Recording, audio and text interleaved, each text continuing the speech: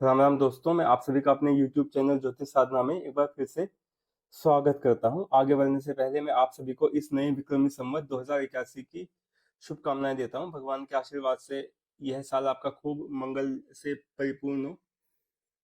नवरात्रि जो है अभी चैत्र मास की, उसकी भी आप सभी को शुभकामनाएं। भवानी माता का आशीर्वाद आप सभी को सुखपूर्वक रखे। दोस्तों, इस वीडियो में हम प्रश्न की एक टेक्निक सीखेंगे जिसके माध्यम से आप अपने किसी भी प्रश्न का उत्तर जान सकते हैं।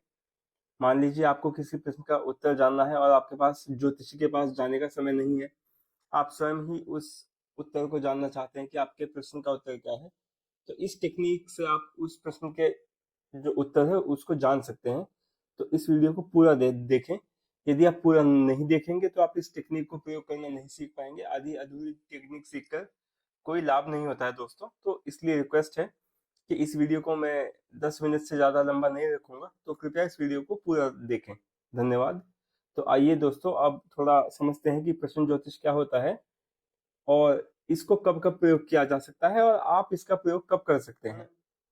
प्रश्न ज्योतिष जो है ज्योतिष की 5 ब्रांचेस में से एक ब्रांच है। ज्योतिष की 5 ब्रांच होती हैं। मैथमेटिक्स यानी एस्ट्रोनॉमी जिसे गणित कहते हैं, फिर फलित होती है, फिर संगीता ब्रांच होती है, फिर शकुन शास्त्र होता है और एक प्रश्न ज्योतिष 5वीं ब्रांच होती है। इसमें क्या होता है कि हम जाते हैं ज्योतिषी के पास या उससे किसी माध्यम से प्रश्न करते हैं और वो प्रश्न कुंडली या फिर किसी और माध्यम से प्रश्न तकनीक का प्रयोग करके हमारे प्रश्न का उत्तर हमें देते हैं। तो प्रश्न की दोस्तों बहुत सारी टेक्निक होती हैं। इंडिया में जितने स्टेट हैं, हर स्टेट में आप मान लीजिए कई सारी टेक्निक प्रीवेलेंट है, चलती हैं। तो टेक्निक तो बहुत सारी हैं, लेकिन इस वीडियो में हम एक टेक्निक सीखेंगे बहुत आसान। उसके लिए आपको किसी भी प्रकार के ज्योतिष के ज्ञान की आवश्यकता नहीं है। अब प्रश्न ज्योतिष की आवश्यकता क्यों होती है दोस्तों, आपको मैं वो समझाता हूँ। प्रश्न ज्योतिष बहुत एक आवश्यक चीज होती है। यदि आपको अपनी जन्म डिटेल्स नहीं पता तो आपने जैसे देखा होगा कि जो बड़े बुजुर्ग हैं या जिनकी उम्र ज्यादा है, जो 1970 1960 के दशक में पैदा हुए लोग हैं या उसके बाद के समय में भी जो लोग पैदा हुए, कई लोग किसी कारणवश अपना जन्म समय समय नहीं जानते, अपनी बर्थ डिटेल्स नहीं जानते। जन्म समय तो दूर की बात है, वो लोग अपनी जन्म तारीख से भी नहीं जो है वाकिफ होते। तो ऐसी स्थिति में हम उनकी जन्म कुंडली नहीं बना सकते। तो ऐसी स्थिति में सबसे अच्छा क्या होता है, उन लोगों के लिए हम प्रश्न कास्ट करें, प्रश्न ज्योतिष के माध्यम से उनके प्रश्नों का आंसर दे दें। अब किसी को अपनी बर्थ डिटेल्स नहीं पता तो इसका मतलब ये थोड़ी है कि ज्योतिषी के पास आया और उसे भगा दे के भाई नहीं, आपकी बर्थ डिटेल्स नहीं है तो आपके जो प्रश्नों के उत्तर है मैं नहीं दे पाऊंगा। तो प्रश्न ज्योतिष उन लोगों के लिए बहुत हेल्पफुल होता है जिनको उनकी बर्थ डिटेल्स नहीं पता होती। इसी के साथ साथ प्रश्न ज्योतिष उनके लिए भी बहुत हेल्पफुल होता है जिनको उनकी बर्थ डिटेल्स गलत पता होती हैं। दोस्तों, अगर जन्म समय का शुद्धिकरण ना किया गया हो तो उस केस में प्रश्न ज्योतिष पर या प्रश्न कुंडली पर डिपेंड होना ज्यादा अच्छा होता है। इसके अलावा प्रश्न ज्योतिष उन प्रश्नों के भी उत्तर दे देता है जिनका जो है जन्म कुंडली बना पाना पॉसिबल नहीं होता। कई सवाल ऐसे होते हैं जिनकी जन्म कुंडली बना पाना पॉसिबल नहीं होता। जैसे क्या एनडीए आगामी जो है लोकसभा चुनाव में सरकार बना पाएगा, या क्या फलानी पार्टी मेरे एरिया के एमसीडी इलेक्शन जीत जाएगी, या आज क्लास मॉनिटर का इलेक्शन है, मैं क्लास मॉनिटर का इलेक्शन जीत पाऊंगा। इस प्रकार के क्वेश्चंस होते हैं। और भी बहुत सारे क्वेश्चंस होते हैं, आपको समझाता हूँ। तो दोस्तों, जैसा मैं आपको बता रहा हूँ कि प्रश्न कुंडली या प्रश्न ज्योतिष उन क्वेश्चंस को भी अच्छे से हैंडल कर सकता है जिनको हम बर्थ चार्ट से अदरवाइज नहीं कर पाते। जैसे कि व्यक्ति की आयु, लॉन्जिविटी। यदि कोई व्यक्ति आके कहता है कि मेरे फलाने संबंधी हॉस्पिटल में एडमिट है, क्या वो ठीक हो जाएंगे या वो घर सकुशल आ जाएंगे, तो इनडायरेक्टली ये क्वेश्चन व्यक्ति की लॉन्जिविटी से संबंधित होता है। इसी प्रकार कोई आदमी कहता है कि भैया जॉइंट एंट्रेंस का एग्जाम देगा मेरा बेटा, तो क्या उसकी रैंक टॉप 300 में आ पाएगी। तो दोस्तों, ये प्रश्न भी आप प्रश्न ज्योतिष से ही इसका आंसर दे पाएंगे। नेचर चार्ट से इसका आंसर मतलब रैंक इत्यादि आप नहीं कंफर्म कर पाएंगे। तो प्रश्न ज्योतिष की बड़ी इंपॉर्टेंस होती है। अब मैं आपको बताता हूँ कि आप इस टेक्निक को कब यूज कर सकते हैं अपने लिए या फिर किसी और के लिए, है ना। अपने तो आप आंसर फाइंड आउट कर पाओगे, लेकिन आप दूसरों के लिए इसको कब यूज कर पाओगे, तो थोड़ा समझो। फिर मैं आपको टेक्निक की तरफ लेके चलता हूँ बिना ज्यादा समय लिए हुए। दोस्तों, अब मैं आपको बताता हूँ कि आप प्रश्न टेक्निक का प्रयोग अपने लिए कब कर सकते हैं। जब आप किसी प्रश्न को लेकर बहुत सीरियस हो, गंभीर हो, जब आपको उसके उत्तर की बहुत डेस्परेटली आवश्यकता हो, जब उत्तर के बिना आपका काम ना चले, तब आप कोई भी टेक्निक, ये टेक्निक हो या कोई भी टेक्निक से आपने प्रश्न का आंसर ढूंढेंगे, भगवान एकदम एक्यूरेट आंसर देंगे आपको प्रश्न के हिसाब से। जब आपको किसी प्रश्न के उत्तर की आवश्यकता ना हो या आप उस प्रश्न को लेकर सीरियस ना हो, केवल टाइम पास के लिए आपने वो प्रश्न किया हो, तो ऐसी स्थिति में प्रश्न ज्योतिष की शरण में आना जो है अवॉइड कीजिए। आप जब एक प्रमाद के मूड में, यानी एक हंसी मजाक के मूड में प्रश्न ज्योतिष की शरण में आते हैं ना, तो धीरे धीरे आपकी आंसर देने की जो कैपेबिलिटी होती है वो वीक होती जाती है। तो इसका प्रयोग तभी करें जैसे युद्ध में कोई योद्धा जाता है, वो सीधे ब्रह्मास्त्र थोड़ी ना मतलब लेके मारता है अपने जो दुश्मन सेना होती है उस पे। पहले नॉर्मल हथियारों से युद्ध करते हैं, जब बिल्कुल भी काबू नहीं आते तब जो है दिव्यास्त्रों का संधान किया जाता है। जब उससे भी बात नहीं बनती तब फाइनली जो है वी टेक आउट ब्रह्मास्त्र। तो प्रश्न ज्योतिष या प्रश्न तकनीक भी ऐसी होती है, इसका एकदम प्रयोग ना करें, ठीक है। तो पहले अपनी प्रश्न की गंभीरता को समझें, एक बार प्रश्न को मन में 2 बार सोचें स्पष्ट रूप से बना के कि भैया इसके उत्तर के बिना मेरा काम चल पाएगा कि नहीं। अगर चल पाएगा तो ठीक है, you you don't actually need to come to the refuge of प्रश्न ज्योतिष। अब प्रश्न कैसे हो सकते हैं और आपको कैसे प्रश्न बनाने चाहिए, मैं आपको थोड़ा वो समझा देता हूँ, ताकि कोई दूसरा व्यक्ति भी आपके पास आता है तो आप उसके भी प्रश्न समझें। अगर वो आपकी शैली के अनुरूप ना हो तो आप उसे गाइड कीजिए उस व्यक्ति को कि प्रश्न फ्रेम करो अच्छा से। जब वो प्रश्न फ्रेम कर ले तो प्रेफर करो एक पेज पे उससे लिखवाओ, भले ही वो पेज उसको आप वापस देते हो। तो जब प्रश्न क्लियर हो जाए तभी उसका आंसर दो। जब तक प्रश्न क्लियर ना हो तब तक उसके आंसर देने से आप बचो। अब आपसे आके कोई पूछता है क्या मेरा बेटा जल्दी वापस आ जाएगा, दोस्तों देख एक बार देखने में ये प्रश्न ठीक लगता है, लेकिन जल्दी का मतलब क्या होता है? 1 दिन, 2 दिन, 1 हफ्ता, 2 हफ्ता, 1 महीना, 7 हफ्ते, 8 हफ्ते, कुछ तो होगा।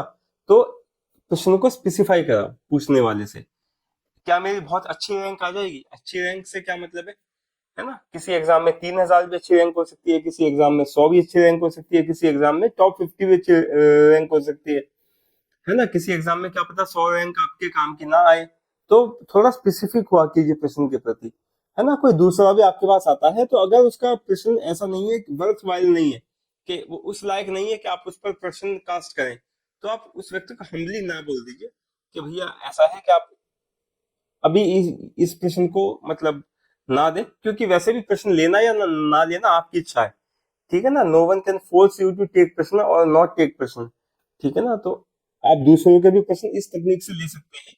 यदि व्यक्ति सीरियस है तो डेफिनेटली उसका आंसर दीजिए, क्योंकि यदि कोई व्यक्ति सीरियस होता है और हम उसे नॉन सीरियस बोलते हैं तो उस व्यक्ति को भी ठेस पहुंचती है ना? और हमारी जैसे एक एक जो डिवाइन जो है सिद्धि कह सकते हैं, उसमें भी प्रभाव पड़ता है। तो यदि कोई व्यक्ति आपके पास सच्चे मन से आता है, सीरियस प्रश्न को लेकर आता है, उसको ना वापस भेजें।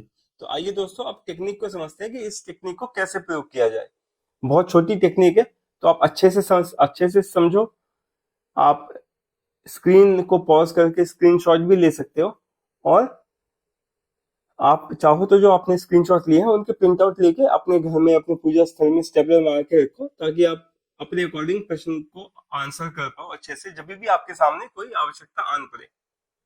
दोस्तों सबसे पहले तो आप प्रश्न कैसे लगाएं उस चीज को सीखो। सबसे पहले अपना मन शांत करो।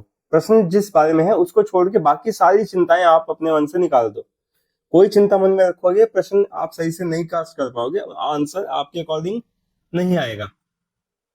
वैसे तो प्रश्न कास्ट करने के पहले हमें नहा लेना चाहिए, पर कभी कभार ऐसी रिक्वायरमेंट आ जाती है कि नहा पाना पॉसिबल नहीं होता। मान लीजिए रात को कोई आपका गेट खटखटाए और बोले कि मेरा बेटा लापता है, तो ऐसी स्थिति में आप ना तो उस व्यक्ति को कह सकते कि पहले आप नहा के आओ, ना आप खुद नहाने जा सकते।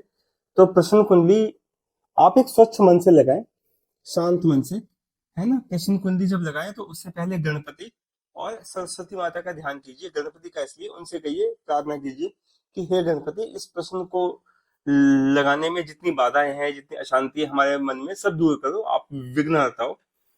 सरस्वती माता तो दोस्तों विद्या की देवी हैं, तो उनका ध्यान करना बहुत आवश्यक होता है। उनसे प्रार्थना कीजिए कि हे देवी, जो भी मैं उत्तर दूं वैसे ही जो वास्तविकता हो वो वैसे ही हो, है ना, ताकि आपका जो आंसर है वो सही आए। ठीक है, तो आप गणपति और सरस्वती देवी की प्रार्थना किया कीजिए प्रश्न कास्ट करने से पहले। इसके अलावा यदि आप चाहें और यदि आप जानते हैं कि आपके इष्ट देव कौन से हैं, तो आप उनको भी स्मरण कीजिए और उनका आशीर्वाद लीजिए प्रश्न ज्योतिष की शरण में आने से पहले। इसके बाद दोस्तों आपको एक टेबल बनानी है, जैसे कि आप अभी अपनी स्क्रीन पर देख सकते हैं ये वाली टेबल। दोस्तों तो आपको ऐसी टेबल बनानी है, लेकिन इतनी बड़ी टेबल नहीं बनानी जितनी आप स्क्रीन पर इस समय देख पा रहे हो। ठीक है ना, इसके जो सेल्स हैं वो बड़े हैं, लेकिन वो मैंने समझाने के लिए किए हैं बड़े। जब आप इस टेबल को बनाएंगे ब्लू पेन से या पेंसिल से एक पेज पे, तो लाल पेन और काला पेन अवॉइड करें। ठीक है, केवल ब्लू पेन या पेंसिल से बनाएं। तो स्क्वायर्स ना छोटे रखें, सेल्स, ताकि जब आंख बंद करके आप उस पर पेन रखो तो आपको बिल्कुल भी आइडिया ना हो कि आपने किस खाने पर या किस साइड जो है, यानी कि left top, left bottom, left centre, right top इत्यादि कहाँ आपने पेन रखा है। आपने जब रामसला का प्रश्नावली देखी होगी, वो भी बड़े छोटे स्क्वायर में बनती है। वो छोटे स्क्वायर में इसलिए बनती है दोस्तों, ताकि आपको बिल्कुल पता ना हो कि आपकी उंगली कहाँ पे आने वाली है, किस अक्षर पर आपकी जो उंगली रखी जाएगी। ऐसे ही जब आप इस टेक्निक में पेन का प्रयोग करोगे या पेंसिल का, तब आपको बिल्कुल भी आइडिया नहीं होना चाहिए कि आपने पेन कहाँ रखा है, किस नंबर पे रखा है, किस एरिया में रखा है। क्योंकि यदि आप प्रश्न से चीटिंग करते हो, तो बेसिकली आप अपने आप से ही चीट करते हो। ठीक है ना, आप भगवान को नहीं कर पाओगे। ठीक है, तो इसलिए बेटर है कि जब प्रश्न का सहारा लो तो ईमानदार रहो, है ना। तो आप इस टेबल तो मैंने आपको दिखा दी, लेकिन ये छोटे छोटे स्क्वायर के साथ बनाना, भले ही ज्यादा बड़ी ना बने। ठीक है ना। इसके बाद दोस्तों क्या करना है आपको, आप जब ये टेबल बना लोगे और आपको प्रश्न का आंसर चाहिए, तो सबसे पहले प्रश्न अपने दिमाग में अच्छे से सोच लीजिए। ठीक है ना, प्रश्न क्या है अच्छे से आप अपने दिमाग में प्रश्न को सोच लीजिए। जब आप प्रश्न के बारे में सोचते हैं तो सारी और चिंताएं अपने मन से हटा दो। मान लो यदि आपका प्रश्न नौकरी को लेके है, तो उस समय आप विदेश गमन, बिजनेस, परिवार में क्या स्थिति है, कौन मेंबर किस परेशानी में, सारी चिंताएं हटाओ। केवल अपनी नौकरी के बारे में सोचो, तभी आपको एकदम एक्यूरेट आंसर मिल पाएगा। अगर आपका जो माइंड है वो फियर या एंजाइटी में है, तो आप प्रश्न से कभी आंसर सही ले ही नहीं पाओगे। ठीक है ना। तो आप अपने माइंड से सारी चिंताएं हटाओ। उसके बाद गणपति और सरस्वती देवी और अपने इष्ट देव का स्मरण करो। प्रश्न को 2 बार मन में बहुत अच्छे से सोच लो कि मेरा प्रश्न क्या है। जैसे, क्या अगले 3 महीने में मेरी जॉब लग पाएगी, क्या आने वाले जो डेट है उस पे मैं केस को जीत पाऊंगा। कोई भी प्रश्न बड़ी क्लियर फ्रेमिंग के साथ अपने माइंड में सोच लो। अगर जरूरत पड़े तो उसे पेज पे लिख लो। जब आप लिख लो अच्छे से प्रश्न को या फिर समझ जाओ, तब आप भगवान का नाम लेके आंख बंद करो और पेन से उस स्क्वायर पे एक कहीं भी आप पेन रख दो। ठीक है, किसी ना किसी नंबर पे तो पेन रखा जाएगा। आप पेन रखोगे तो वहां पे एक मार्क बन जाएगा, है ना। मार्क बनने से क्या होगा, आपको पता चल जाएगा कि भैया मैंने यहाँ पे पेन रखा है। ठीक है, या जब आप पेन रख दो, तब आप आंख खोल के देख लो कि आपने पेन कहाँ पे रखा है। ठीक है ना, पेन रखने के पहले आप आंख मत खोलना। जब आप पेन रख दो, तब आप खोल के देख लो कि आपने कौन से नंबर पे पेन रखा है। इसके बाद नंबर के हिसाब से फल होता है। अब मैं आपको बताता हूं कि इस प्रश्न टेक्निक से आंसर कैसे फाइंड आउट करते हैं। आपको आपका नंबर तो मिल गया, आपने जिस पे पेंसिल रखी है। अब किस नंबर का क्या फल होता है, अब वो देखते हैं। ठीक है, अगले 1-2 मिनट में, और टेक्निक खत्म हो जाएगी। आपको पता चल जाएगा कि इस प्रश्न टेक्निक से आंसर कैसे फाइंड आउट होते हैं। आपने किसी नंबर पे पेन या पेंसिल रखी, तो अब देखो, अगर वो नंबर 111 से 144 के बीच में, यानी 111 से 144 के बीच में, तो किस नंबर का क्या फल होगा वो आप इस स्क्रीन से देखो। हाँ, इस स्क्रीन को रोक के आप एक स्क्रीनशॉट ले सकते हो और उसका प्रिंट आउट लेके अपने पास अपने मंदिर में रखो, ताकि आप जब भी स्क्वायर पे नंबर जो है नंबर पे पॉइंट करो, तब आपको बार बार फलादेश के लिए ये वीडियो ना खोलनी पड़े। ठीक है दोस्तों, अब हम अगली सीरीज की तरफ चलते हैं। यदि आपका नंबर 211 से 244 के बीच में है, तो आपको ये जो है स्क्रीन देखनी चाहिए। यहाँ पे मैंने फलादेश लिखा है।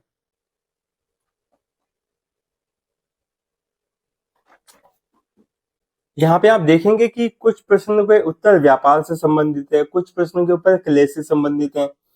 तो दोस्तों, जैसा आपका प्रश्न होगा, यदि आप आंख बंद करके बिना किसी चीटिंग के पेन से लिखेंगे, तो उत्तर एकदम वैसा आएगा। और जिस जिस उत्तर के साथ उपाय लिखा है, जैसे भगवान कृष्ण की पूजा करें, यदि आप वो करते हैं तो देखेंगे आपको डेफिनेटली उस एरिया में आराम आएगा। तो 211 से 244 तक यदि आपका नंबर है तो ये आपके फल हैं, इनका आप स्क्रीनशॉट ले सकते हैं इस वीडियो को रोककर।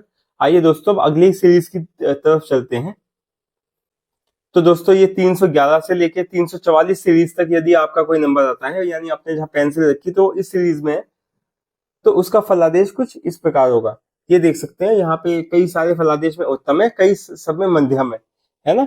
तो मध्यम में अगर अच्छा भी होता है ना, तो अच्छे की जो क्वालिटी है वो थोड़ी सी डाउन होती है, और उत्तम में यदि अच्छा है तो वो बहुत ही अच्छा होता है, मतलब वो टॉप क्लास फल देता है ना। मध्यम में यदि अच्छा है तो वो थोड़ी सी क्वालिटी डाउन होगी, आदमी को अप टू द एक्सपेक्टेशंस नहीं मिल पाता बहुत बारी।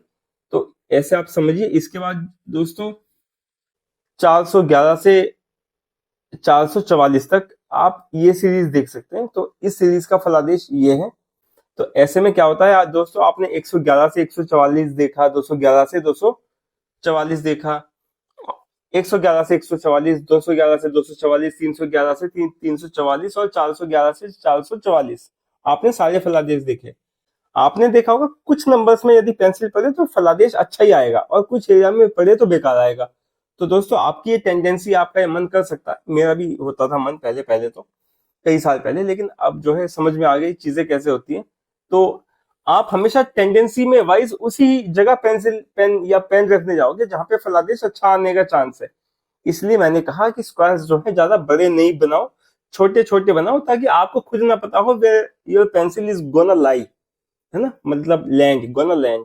तो आपकी पेंसिल या पेन की नोक कहाँ पे गिरने वाली हो आपको भी ना पता हो, तभी इस टेक्निक से आप एकदम एक्यूरेट आंसर ले पाओगे। तो दोस्तों ये टेक्निक बड़ी आसान है, इसको आप अपने लिए, दूसरों के लिए बिना किसी डर के यूज करो।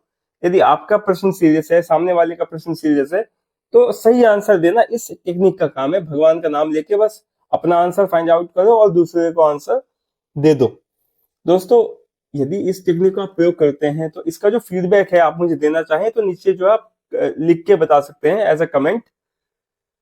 तो या और भी कोई डाउट आपको पूछना हो इस टेक्निक से संबंधित, आपको प्रश्न कैसे कास्ट करना चाहिए, उसके लिए भी आप you can write down your comment, आप नीचे लिखकर पूछ सकते हैं मुझसे। दोस्तों ये टेक्निक इतनी ही थी। आशा है आपको ये टेक्निक पसंद आई होगी, सीख भी गए होंगे आप। मैं आपको और भी टेक्निक सिखाऊंगा अपने चैनल पे, तो कृपया मेरे चैनल को सब्सक्राइब करें और वीडियो को लाइक करें, या यदि आपको यह वीडियो पसंद आई तो अगले वीडियो में मैं आपसे किसी और विषय पर बात करता हूँ। एक बार फिर से आपको नए संवत्सर की शुभकामनाएं। भगवान श्री राम आप सभी के साथ मंगल करें। जय श्री राम दोस्तों।